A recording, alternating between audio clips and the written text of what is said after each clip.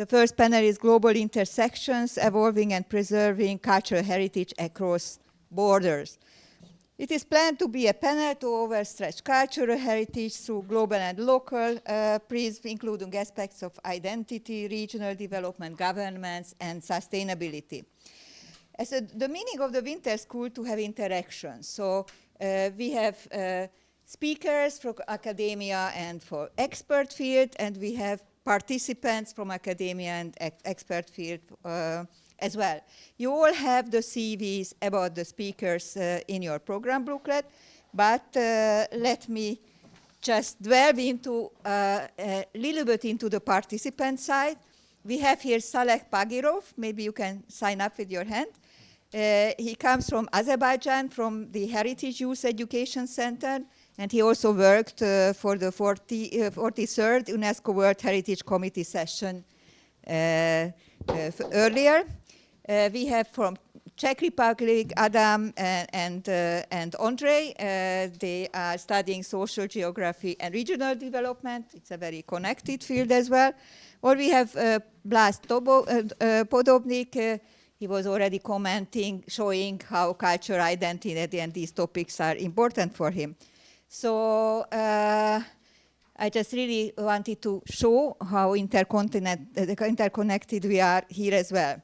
The host institution, iASK, and the cultural heritage Joel Kőszeg is predestined to this topic.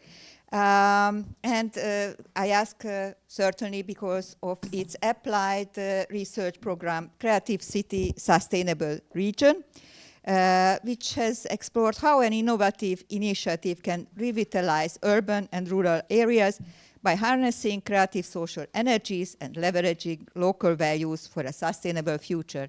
It's such a nice sentence, I had to read it. So the program's achievements include the successful restoration and functional transformation of 7 historic buildings in Kőszeg's Historical Center, which you will see on Thursday afternoon with my colleague Mónika Mátay. So let me turn to our panel and give the word to Tamás Fejérdy. He is architect in cultural heritage field as well, with decades of valuable experience in the field of cultural heritage preservation and world heritage, among others. Currently teaches in these subjects and also involved in the UNESCO ICOMOS committee in Hungary. So please, Tamás. Okay, I have to start. Okay. Good morning, everyone. I hope you slept well. I try to be as boring as possible, so don't worry. Okay, so with this one. Okay, so first of all, I try to make shortly a mixture of theoretical approach and very practical things.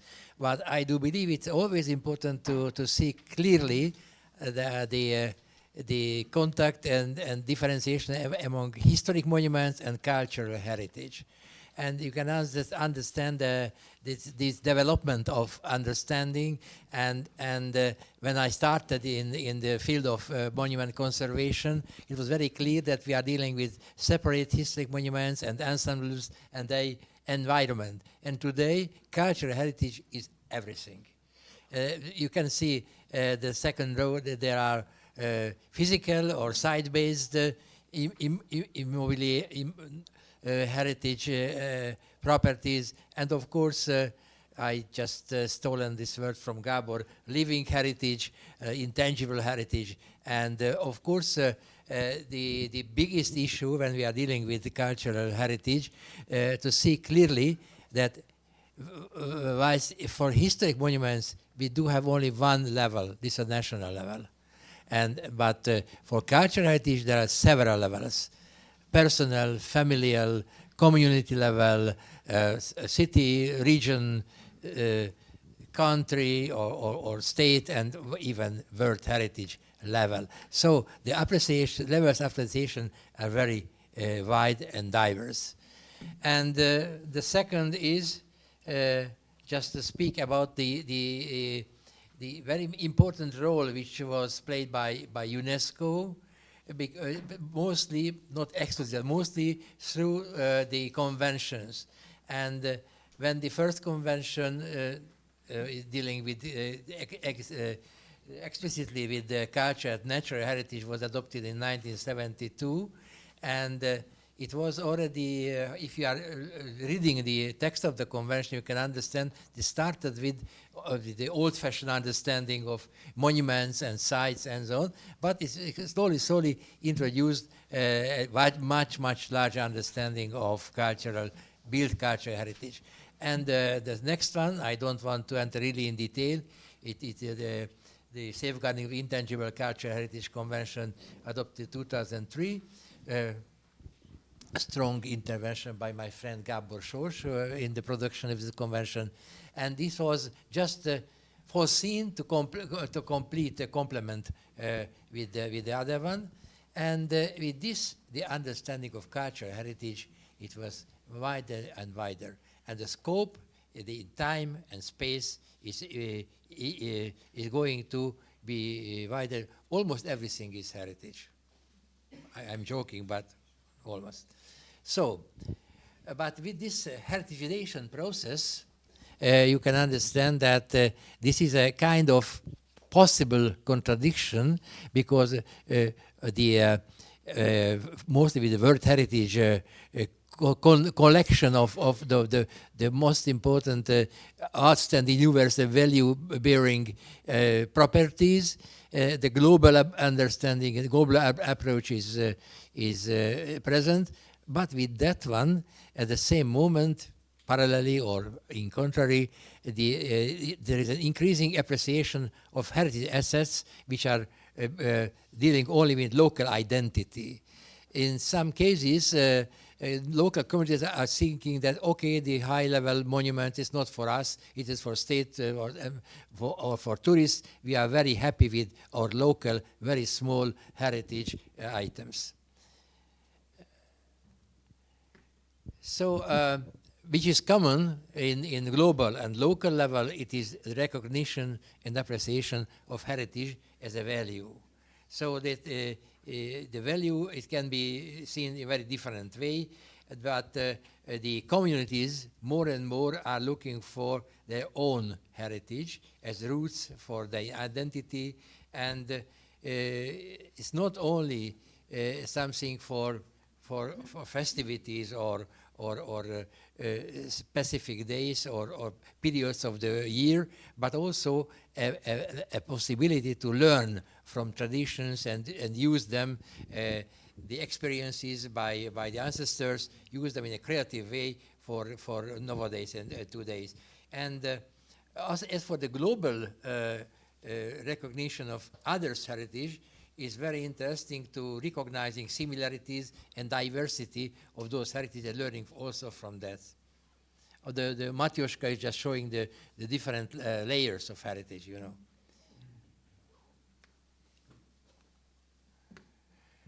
Of course, not only recognizing, but there is a desire to preserve the cultural heritage.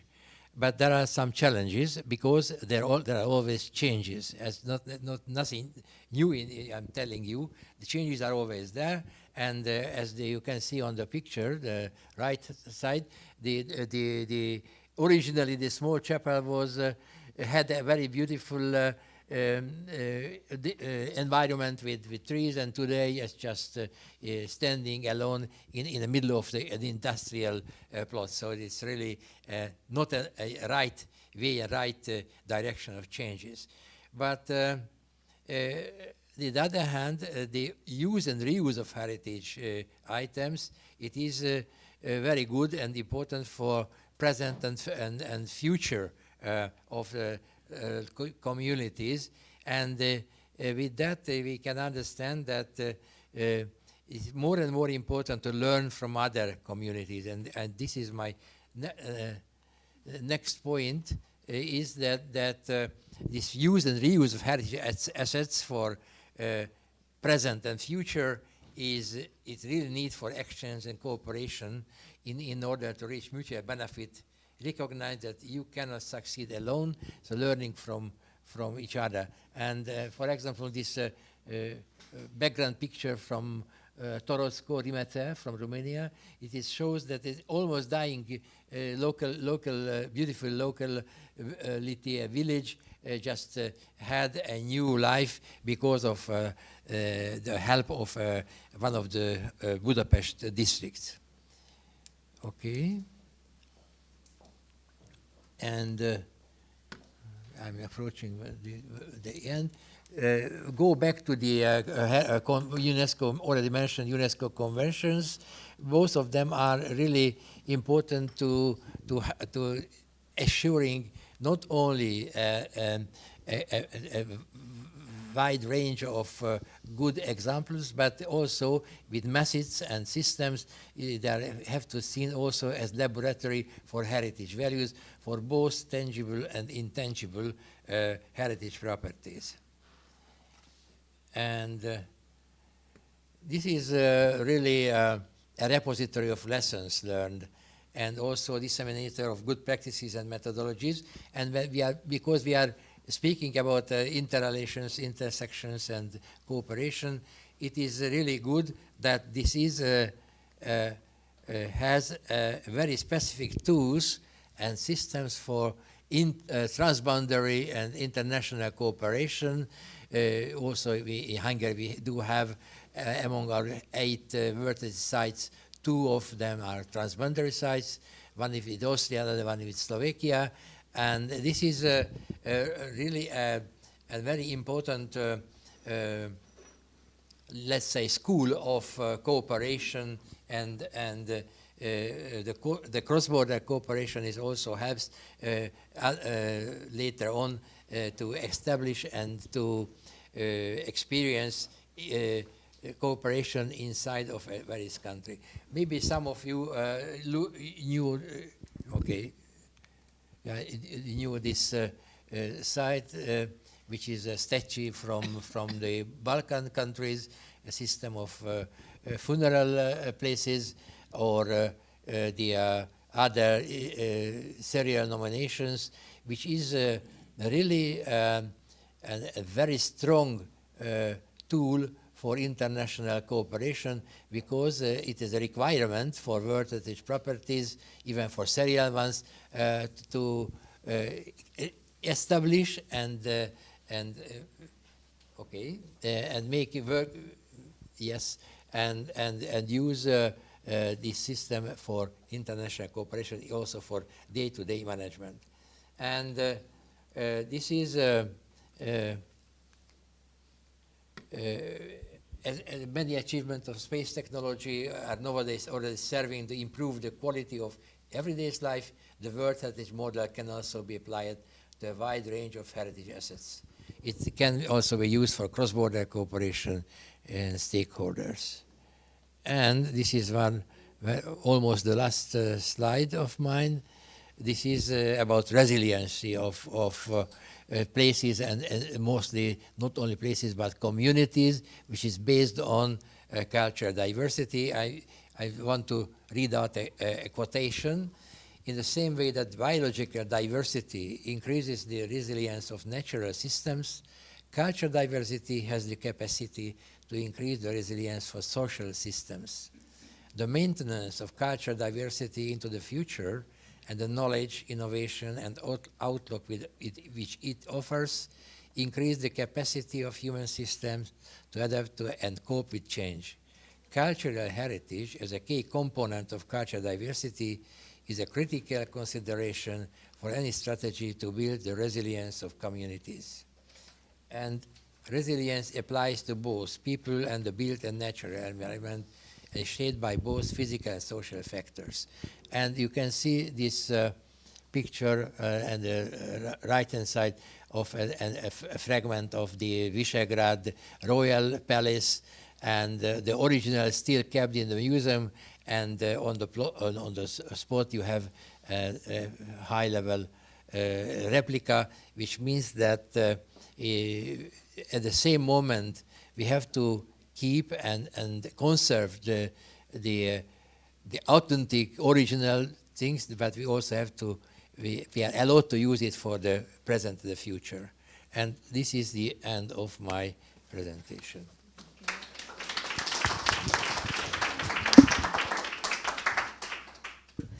So thank you very much, and I would like to pass the word to another international organization, the ICCROM, and Anna Zeichner came to us from Rome, so we are happy to have her here for the first time.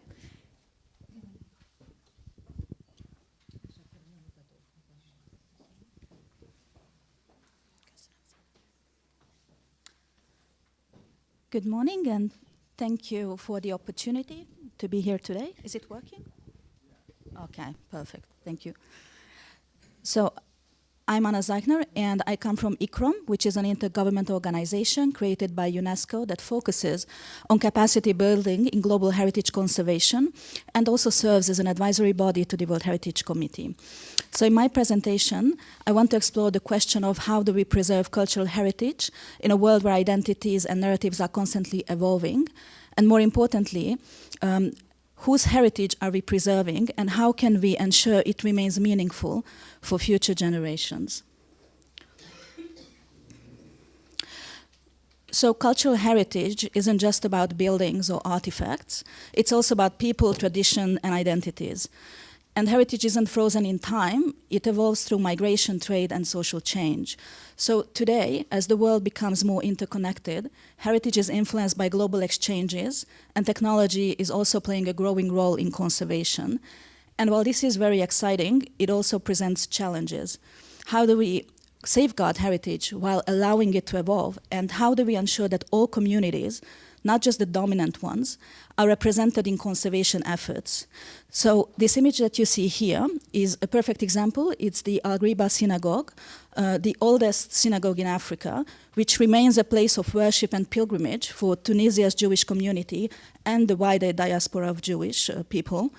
And it shows that heritage isn't really just about preserving the past, the built structure, it's about ensuring that it continues to be lived and to be sustained. So as I alluded, one of the biggest misconceptions about cultural heritage is that it is something fixed that has to resist change and that doesn't look towards the future. But heritage is constantly evolving.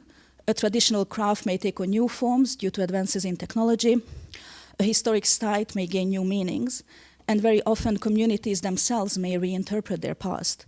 So the key challenge is allowing heritage to adapt without losing its essence. And another question that we can ask is, are we preserving only the heritage of the dominant groups, or are we also safeguarding marginalized minority and displaced communities' heritage? So, as I said, heritage has always been influenced by cross-border contacts between civilization and people. If you take, for instance, the Silk Road, it wasn't just a trade route. It spread architecture, artistic traditions, cuisine, and also technology across continents. Papermaking, gunpowder, and printing moved from China to the Middle East and Europe, while glassmaking and mathematics spread in the other direction.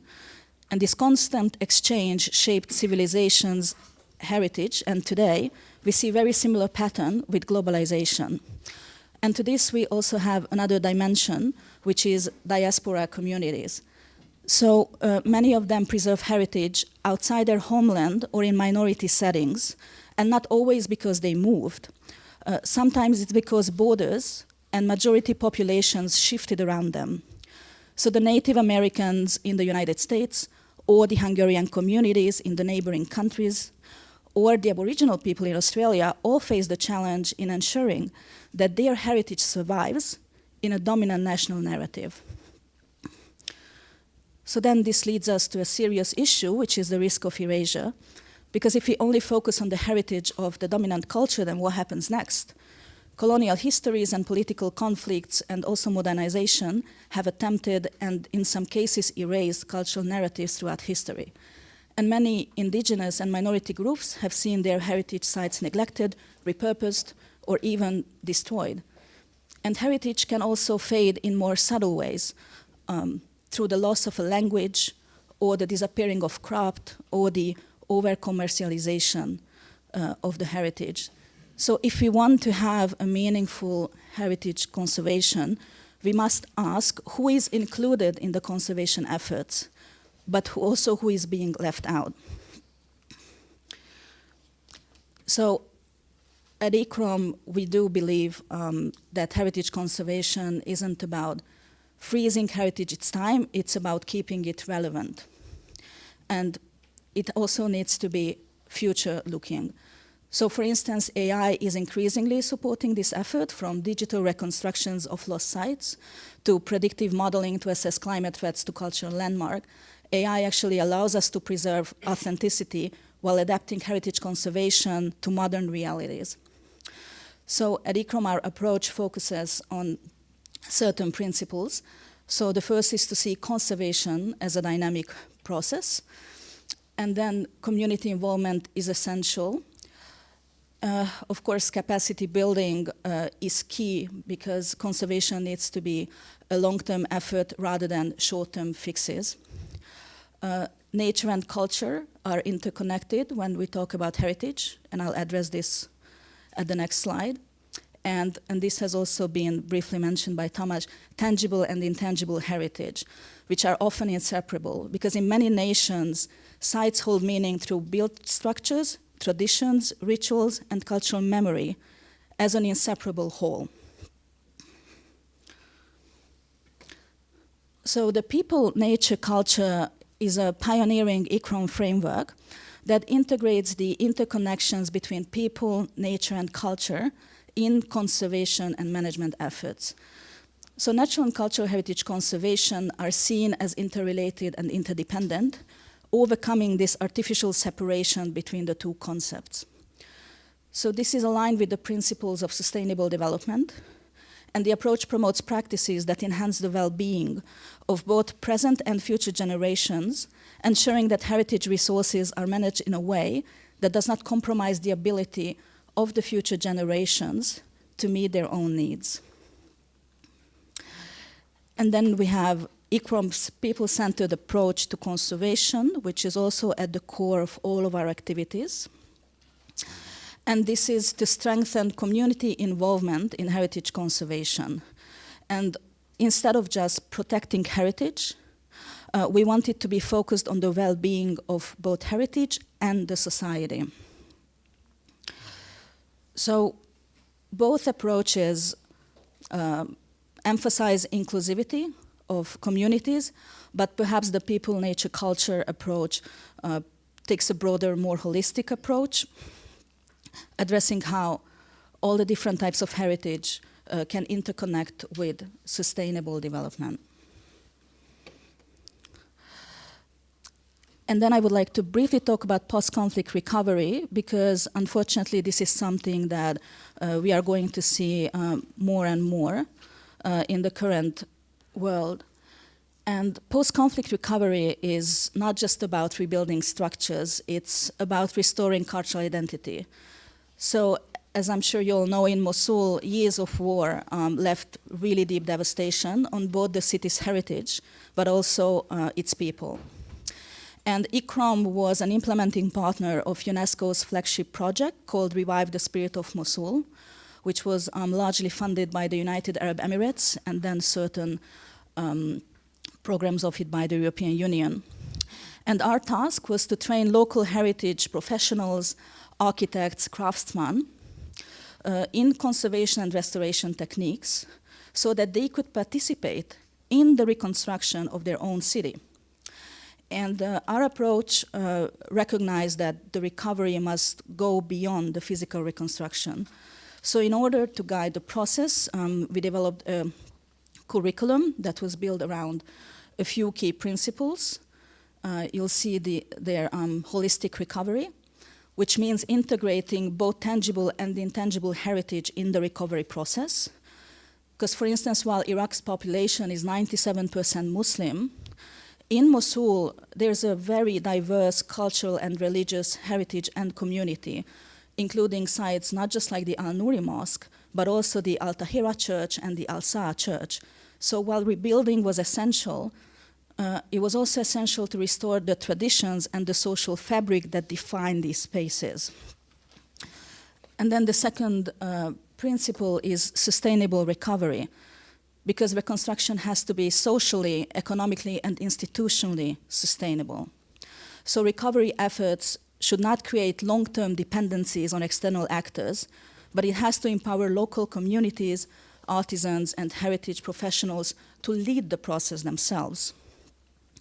And then finally, resilient recovery, because we know that heritage plays a vital role in reducing vulnerability. It can foster reconciliation, and it can also help building peace. So by restoring this shared heritage, the communities can regain a sense of identity and pride, which is very important for the healing process after a conflict. And this aligns with the principle of building back better, ensuring that post-conflict recovery strengthens community rather than just restoring what was lost.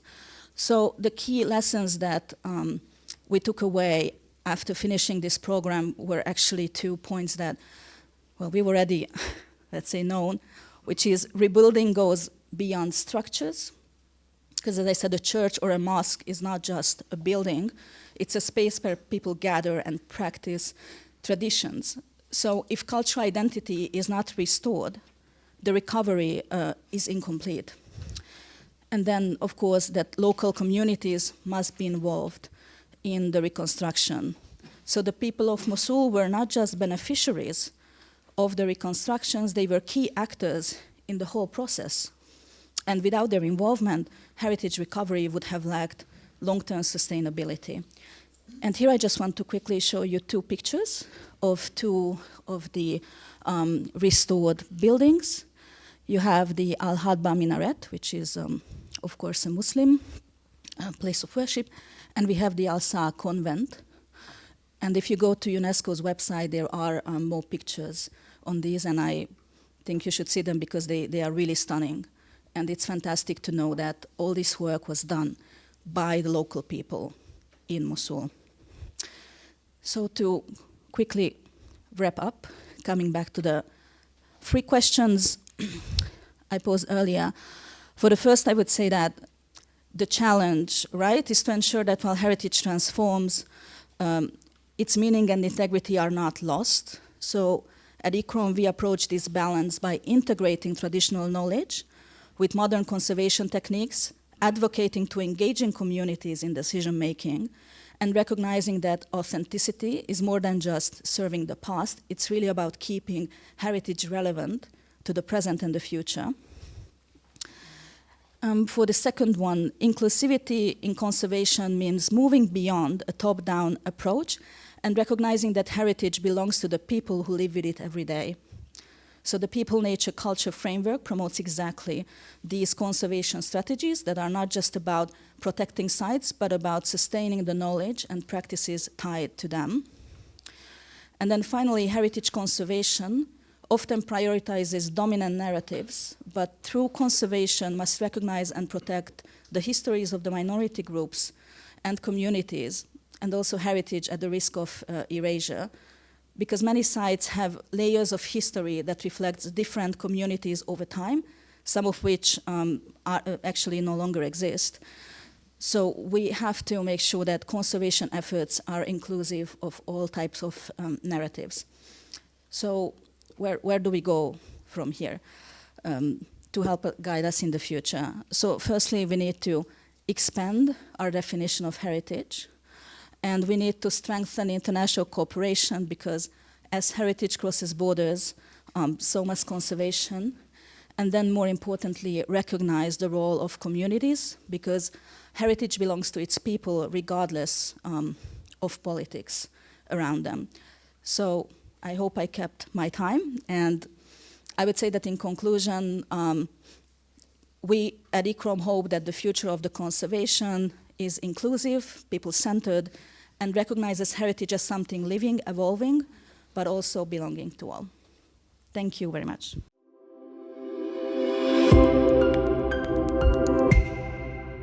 Okay, thank you very much for having me here. And what I would like to do in my 10 minutes is to continue on the theme of the future. although not so much on AI, possibly. But I also want to offer a critique of cultural heritage and of world heritage, because I feel that we need to change the paradigm in which we've been thinking and practicing cultural heritage. And I want to do this by linking to some of the themes that actually came up yesterday afternoon in the session on global peace and security, because I think this is very closely connected. And even yesterday there were a number of references to nativism and fractional interests and the way the world breaks apart. And I think heritage has a very central role in this. But my theme is going to be the future prospect of climate change and what the implications are of that. But it has a very clear security dimension. And just to start with, to explain, so as you've said, so I've been holding a UNESCO chair on heritage futures, which is a unique field in the world at the moment, I can still say, and I've been holding this in 2017, so for the past 8 years now. And one thing, just what is heritage futures? Because it's a term you may not have heard before. Now, our definition is that it is about the roles of heritage in managing the relations between present and future societies. So it's not about conservation, and it's not about predicting what will happen, but it's about the relations between present and future societies and the significance that cultural heritage has in that. So I'm not going to show you a great number of pictures, but basically two versions of one map. And well, it may be a bit too small for all of you to see the details, but I'll give you the main points, and then I think you'll recognize it anyway. So this is a map from an often cited study by Xu et al. From 2020, so now 5 years old, and it shows the human temperature niche at the time when this paper was researched, so just before 2020.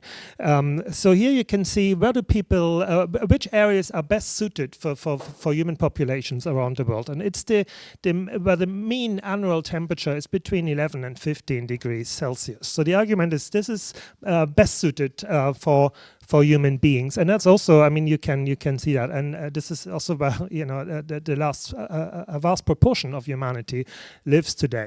Now, what is happening with climate change? And so the paper presents a scenario of 2070, and it is quite a pessimistic scenario. It's a scenario that represents what would the world or the human temperature needs, where would that be located if everything continues like it does now, I think it may be a little bit better in the end, but not totally different. So we're looking at that kind of trend at the moment, and you see how the darker area has shifted, but it may be a bit difficult to see the subtleties of how different parts of the world are affected.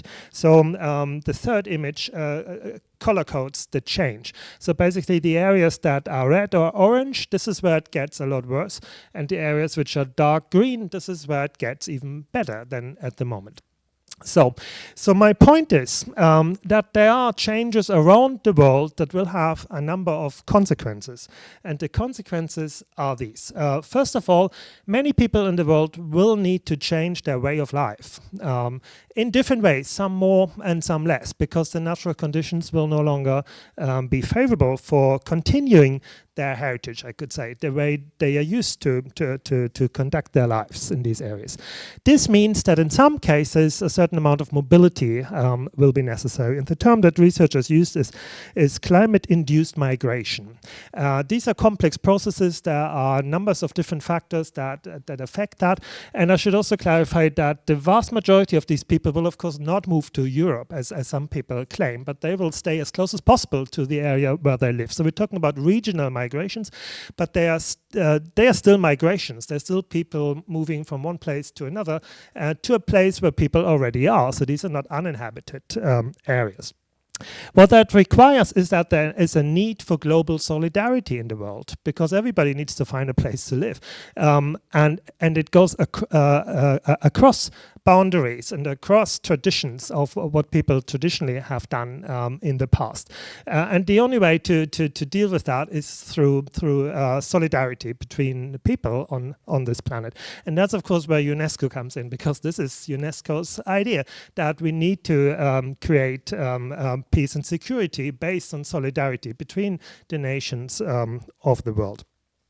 So now the title of my talk mentions the phrase, the climate heritage paradox.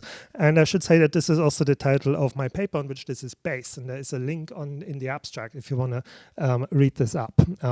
So what is the climate heritage paradox? And it is twofold. There are two paradoxes, and I'm just going to read them for you so to get it right and succinctly here. So the first paradox is that in contemporary society, when humanity anticipates and prepares for climate change and associated transformations in the world, cultural heritage predominantly looks backward and emphasizes identities and continuities over time. For example, the World Heritage Convention is essentially about conservation. It is not about change, it is not about innovation or transformation, any of that. It is about conservation with a capital C. So that's the first paradox. Do we need that today? Is that the challenge? Or is it not something rather different? Now, the second paradox is different. When humanity on Earth needs pan-human solidarity, trust and collaboration to be able to face enormous global challenges together, cultural heritage is still managed and interpreted within frameworks of regional and mostly national governance. Now that's the second paradox. So as this map really shows, there are no national boundaries in these changes, and we all realize that. We've seen this a few years ago when the pandemic was in the world. It's really a problem that there are all these boundaries that keep people apart. So this doesn't get better when we're faced by the full consequences of climate change, but it will get worse. So we need a system that overcomes national boundaries, and the World Heritage Convention is not what offers these changes, because it's firmly rooted, of course, as the name says, in the United Nations paradigm, where nations compete with each other and try to win the statistics of World Heritage properties in the world. That's the dynamics that keeps the convention going. And if you Google World Heritage sites in the world, you get all these statistics, which country leads, and Europe has too many, and some areas of the world have nearly none. And it is a political priority in these areas to get up the statistics, because it's seen as some kind of beauty contest. Right. So these are the two paradoxes that I describe in the paper, and that I think you can see in this image.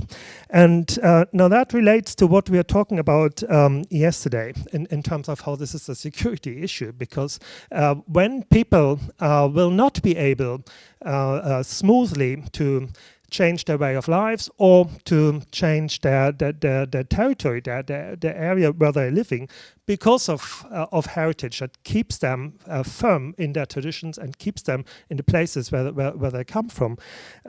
Then we get the threat of warfare and conflicts between humans. And yesterday we heard this. Sean Cleary was talking about the significance of fear, and this is what I think too much conservation will lead to, because the old cultural heritage is about the risk of fear, and that we see heritage under threat, and that we try to prevent change.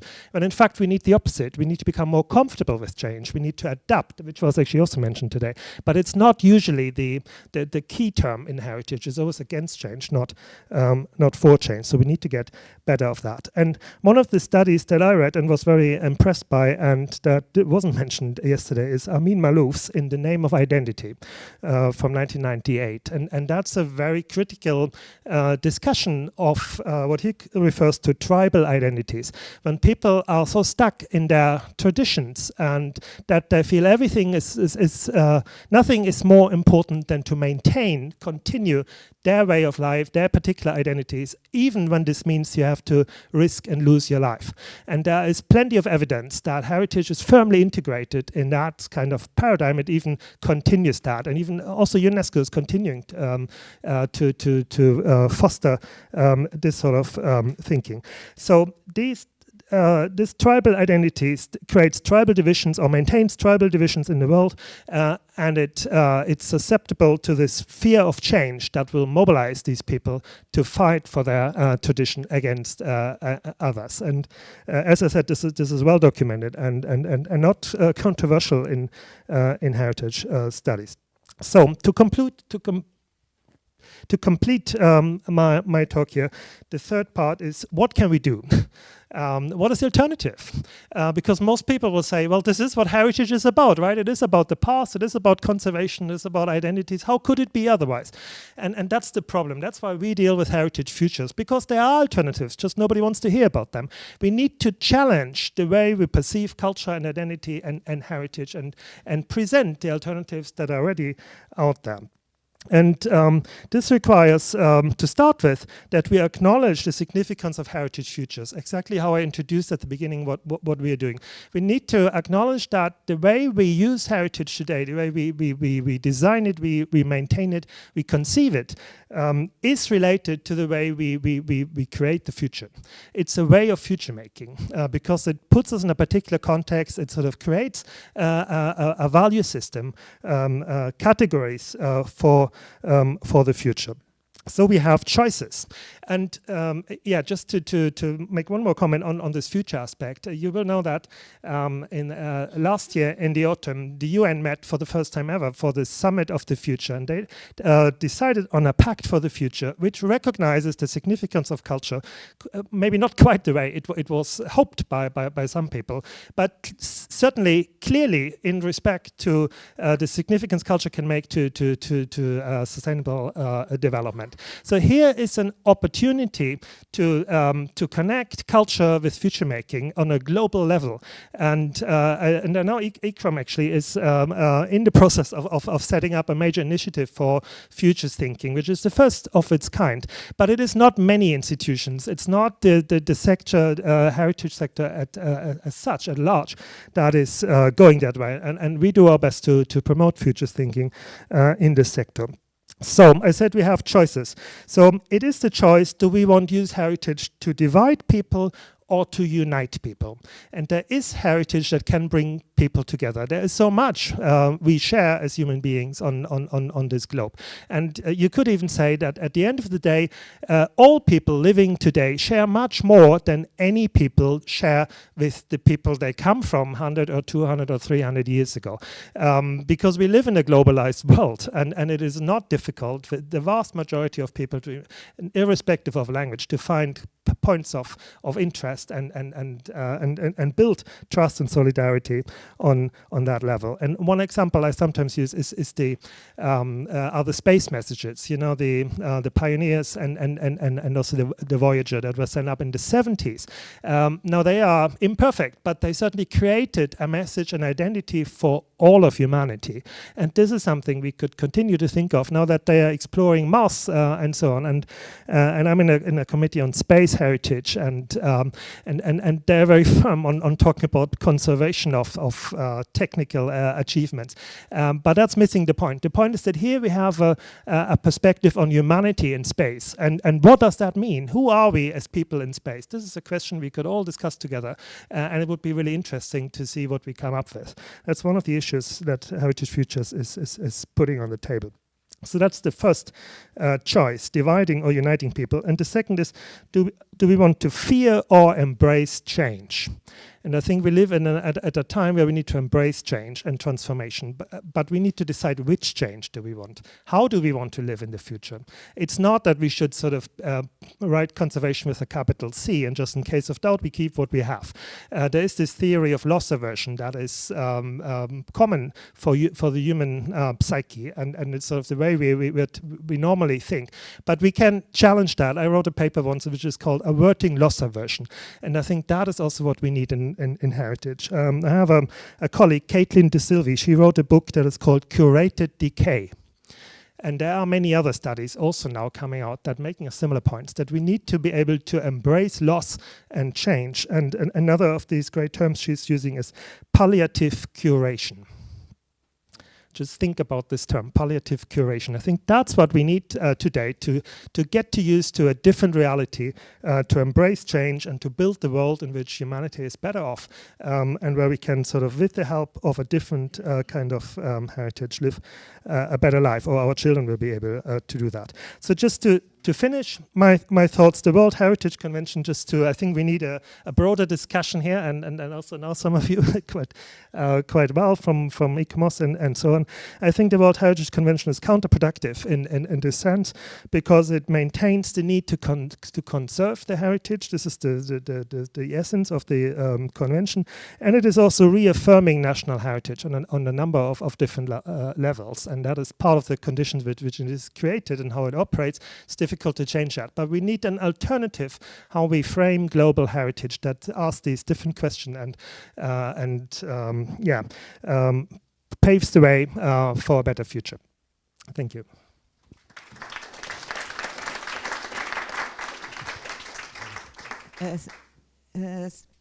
Thank you very much. So I think at the lunch table there will be good discussion between the experts. So I give the floor to our historian colleague, Mónika Mátay. She is associate professor at the University of ELTE in Budapest, and also has been working for us, and comes in another perspective, microhistorian perspective, also into this question. Well, not so much the microhistorian will be dominant, but it will be also included. So thank you very much. Actually, I thought to talk about a little bit a different aspect, the war, which yesterday was already on the table, and we live with that. So it's unfortunately a very relevant issue these days. Plus, at ELTE, I met Ukrainian and Russian students a few years ago, and we have been working together.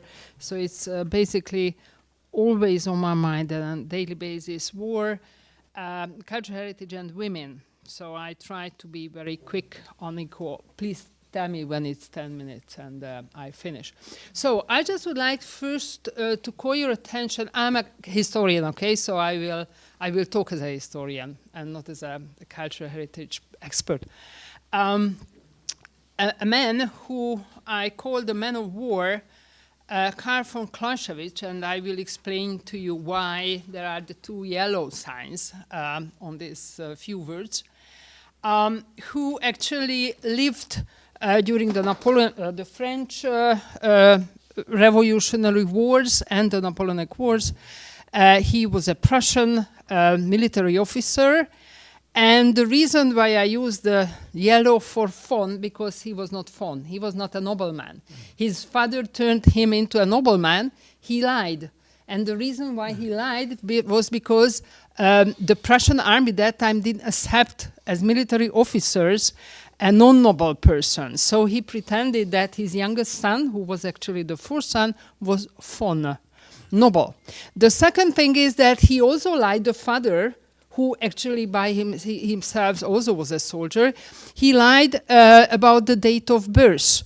This poor Clausewitz lived his whole life, he thought he was born in June. He was born in July. The reason was that the age of entering the army that time was 12 years old. A 12-year-old kid could enter the army, but he didn't fulfill the 12 years yet when he actually did that. So this man knew what he said when he talked about the war, because he was a very young man and entered the army in a very critical year, 1792.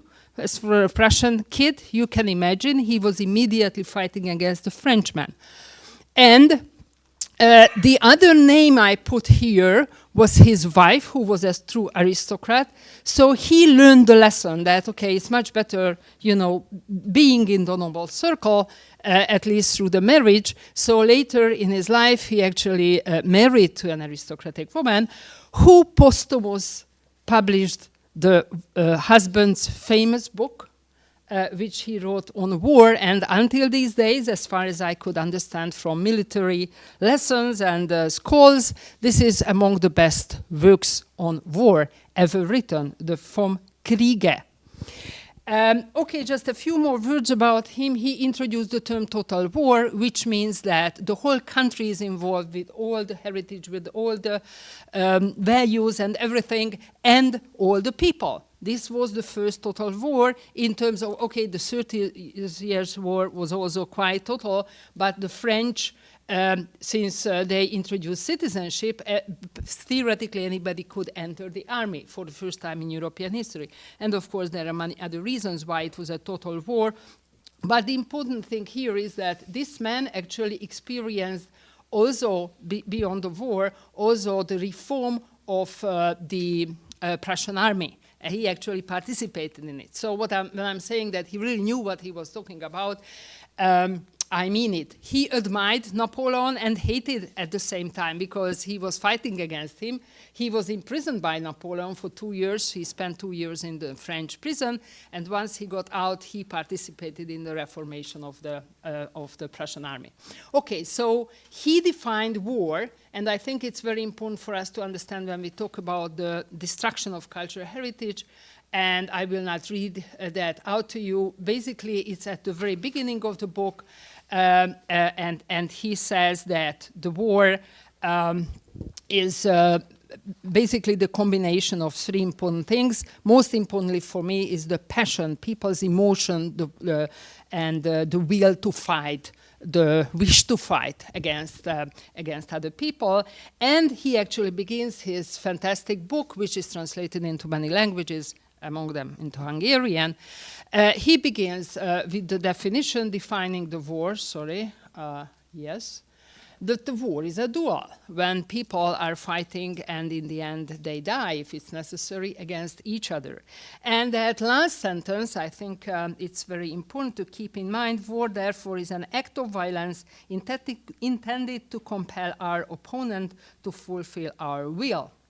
So, of course, when we talk about cultural heritage, and one more thing. Yesterday I had a nice talk with an anthropologist, and there is anthropologist colleague among us. His Clausewicz's understanding of the war, nature of the war, is very much anthropological. And if you read the book, you understand what I mean. So he really knew what he was talking about.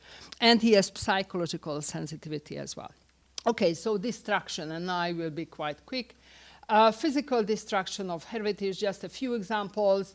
To the Hungarian heart, this is one of the most horrible pictures, the destruction of the Chain Bridge by the Germans at the end of the war in February 1945. And the background picture is the other bridge over the Danube in Budapest, through the Danube, the Liberty Bridge, and Coventry and Dresden, which were brutally destructed, bombed during the war. And of course, we have many examples from the past few decades, the Sarajevo Library among them, but of course we could collect many others. And this is also a quite horrible picture, from Damascus. You know, perhaps a year ago, Damascus, which is part of World Heritage. Okay, protection policies, which of course one possible, way to deal with preserving cultural heritage. The gentlemen here at the table know it much better than I know. So I think it was an important milestone in the protection history. The Athens Charter in 1931. Which actually declared that the cultural heritage must be taken care of, and as much as possible it has to be collected and preserved during critical times. Actually, here in Kőszeg, just to give you some references to the local history, the notary man had to save. And we have tomorrow, or the day after tomorrow, I will take you there, the local archives. The notary man had to save the documents from the archives when there was fire or war or whatever, before he went home and saved the lives of his kids. So for him, number one duty was to take care of the documents of the city. Okay, so I think there is this important sentence by Manuel Azana from 1939.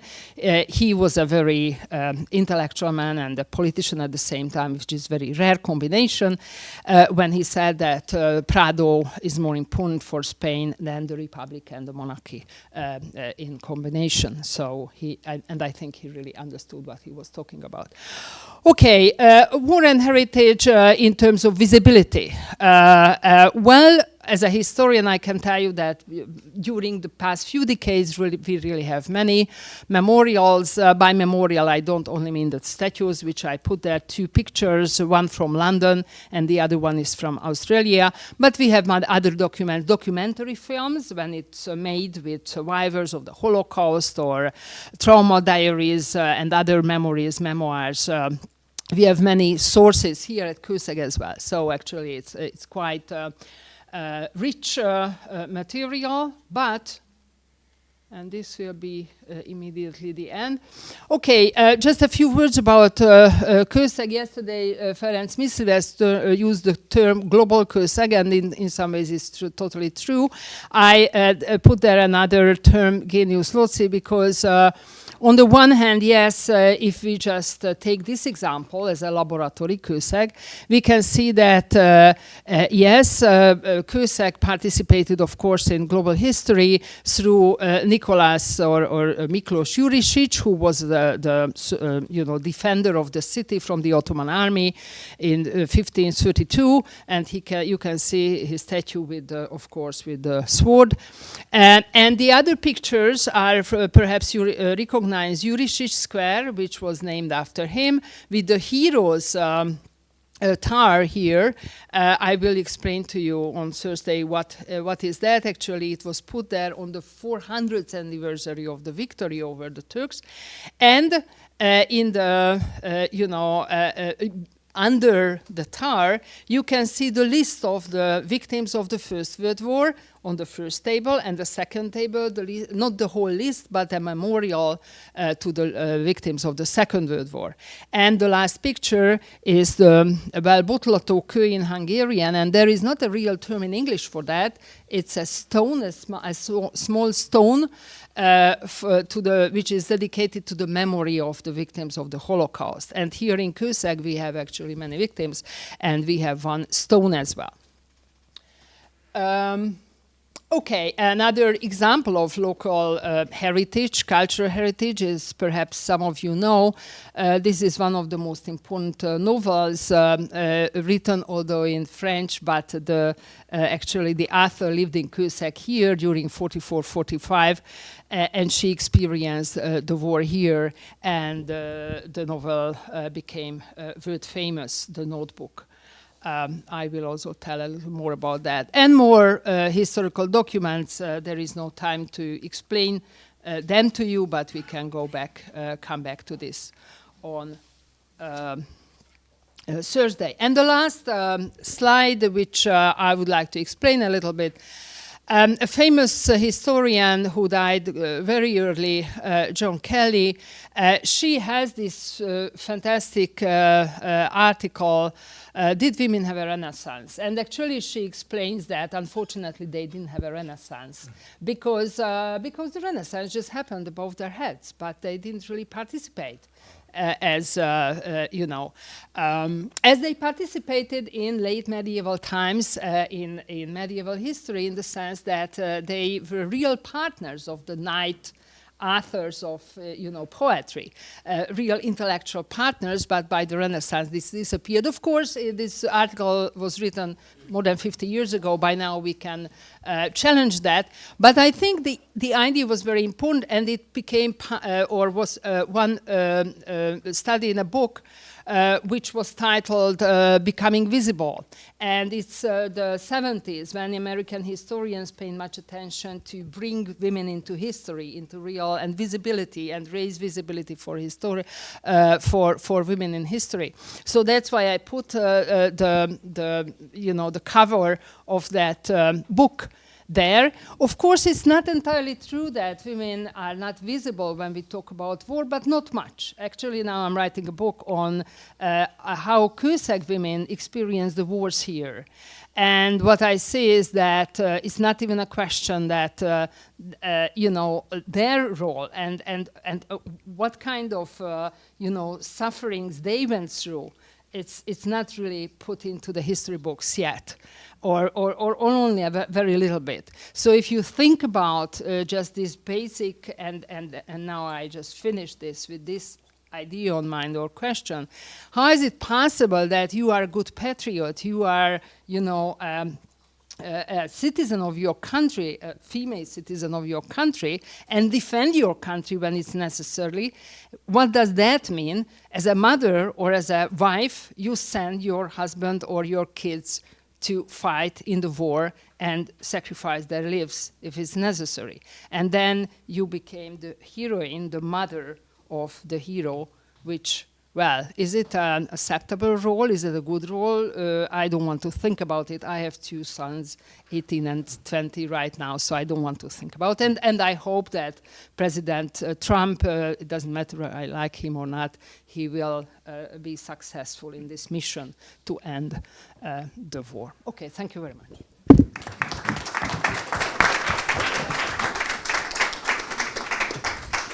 Thank you, Mónika. And just to shift from academia again to more expert, a very short reflection. We asked our good network partner of our institute, Ambassador Klaus Wölfer, who was actually on the field with the Culture Institute in Rome, and then as ambassador in many places, Indonesia, ASEAN. So a little bit reflection from the floor again. Okay, thank you, Anikó.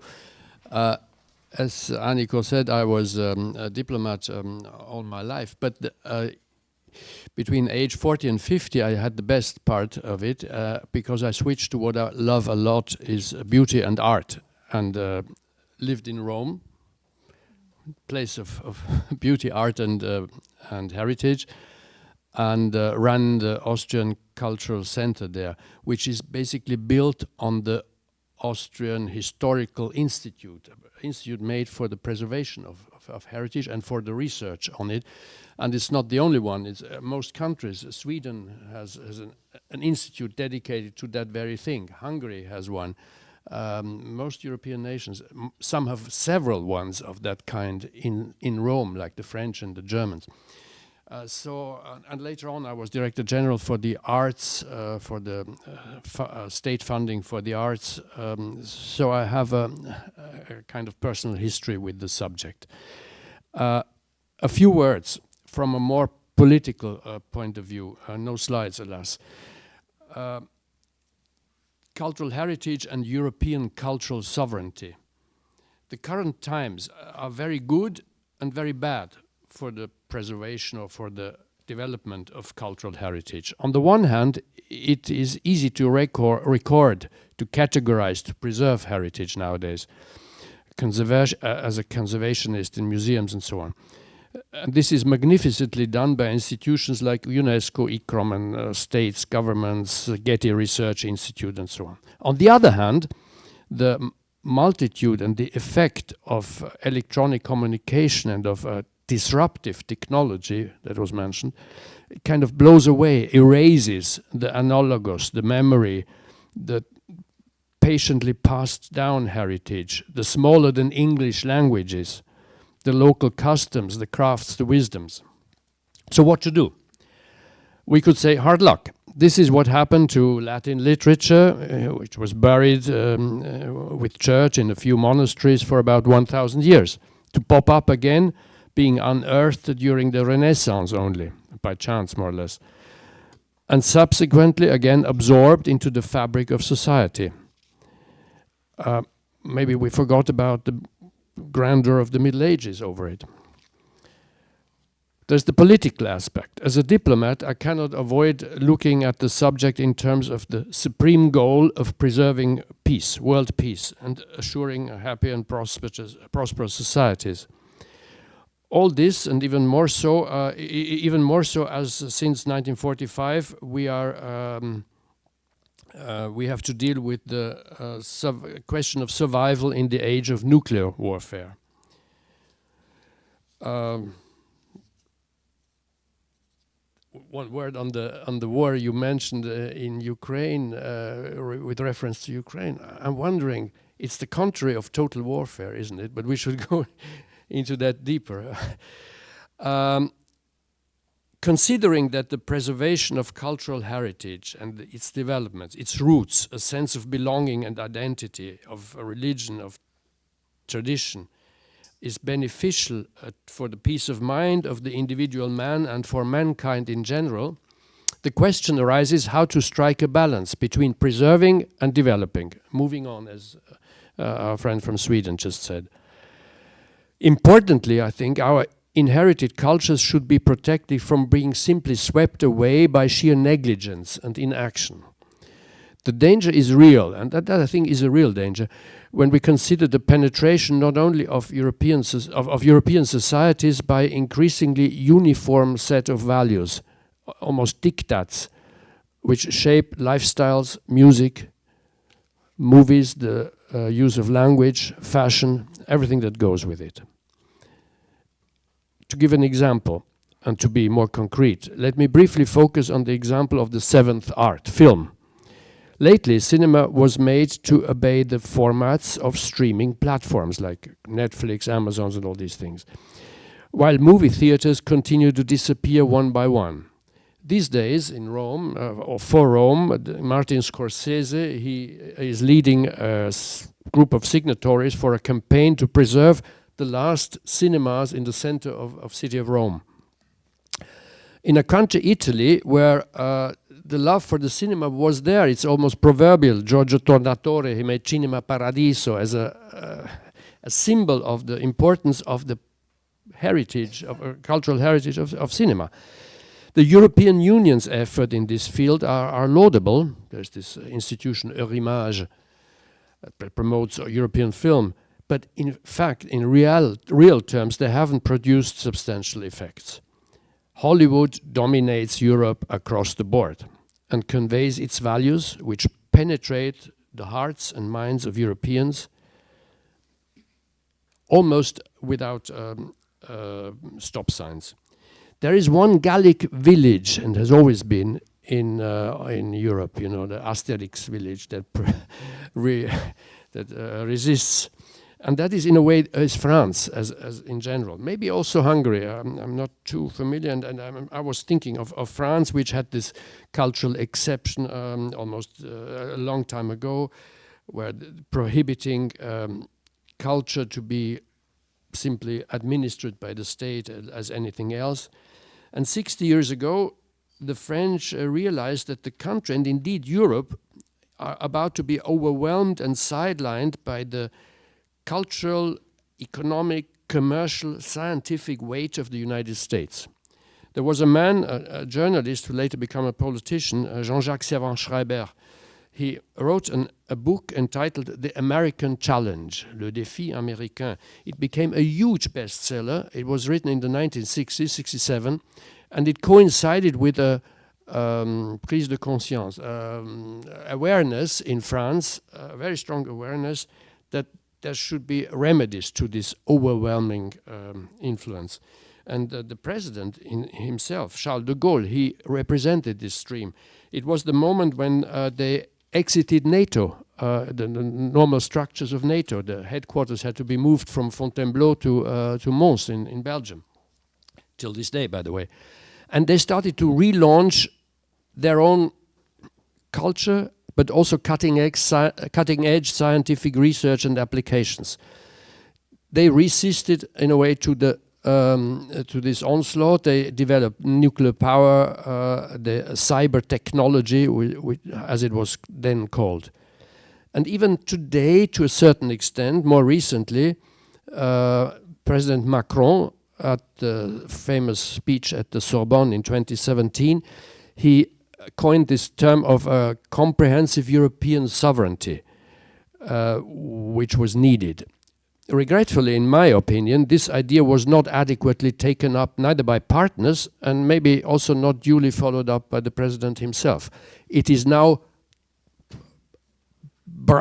brutally on the table with the new situation between political situation between the United States and Europe. So to close, the global dimension of it all, it has been beautifully evoked by many of you, and apart from addressing the challenges of European sovereignty, I see an important task for the science and practice, for the experts in cultural preservation worldwide, at least from a European point of view. It can be of utmost value to learn from other countries and civilizations who are in a similar situation. Let us think of China, Asian countries, the Islamic world, Africa, Latin America. Now, they are sort of, more and more becoming conscious of it. In Singapore, there is this Museum of Asian Civilizations, which tries to highlight and imbue the population and scientific community of this dimension.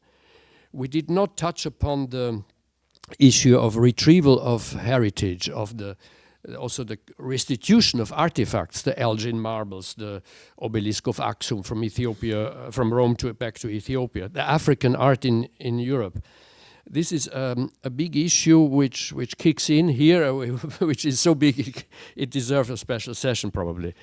But faced with such challenges, I think it would be helpful to learn far more systematically and in depth about the evaluations, the policies and recipes outside of Europe. How do they go about? What do they think?